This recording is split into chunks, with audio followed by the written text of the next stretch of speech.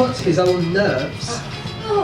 Yeah, I know. Streets, Portland Street, it's been renamed, but that is in Soho, and she said this big old hench brothel, and you could just come in, and it was mainly like really famous people, like the George Clooney's of their time. Not George Clooney, because he's clearly gay, but I mean like that we did, like, so much civilization happened before we knew how babies were made. Like that is absolutely absurd. Like Europeans had already conquered quite a lot of areas in the world. We had flush toilets. We knew how to make scones. We knew how to make scones before we knew how to make babies, guys. I mean, So there's a ghost.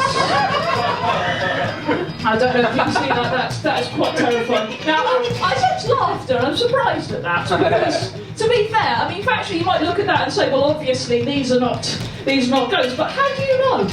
How do you know that ghosts don't look like that? How do you know there isn't a paper mache heaven? You don't! So I decided to listen to some American ones, but I sort of noticed after a few songs that it was sort of the same every time, just sort of, I don't know if this is audible, but just sort of be, is that sort of, yeah, you can hear that, so then, this is a different song each time.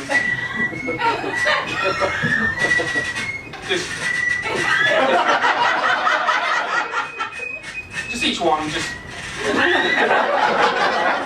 Thus, at her shop, whoever went with plenty of money could be birched, whipped, fustigated, scourged, needle pricked, half hung, holly brushed, earth brushed, butcher brushed, stinging nettled, curry combed, which just sounds like a meal, phlebotomised and tortured till he had a belly full.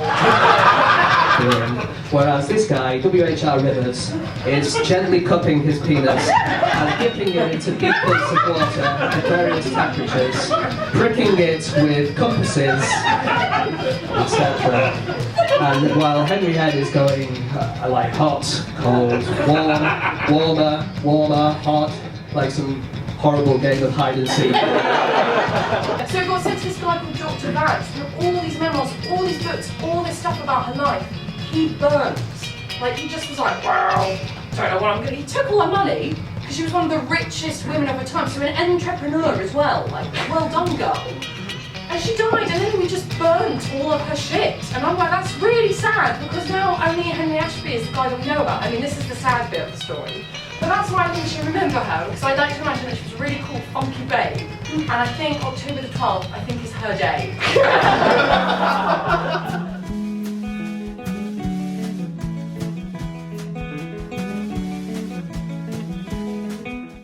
So, just. Each one, I've skipped maybe two that don't follow this. Bit different, but we'll just sort of.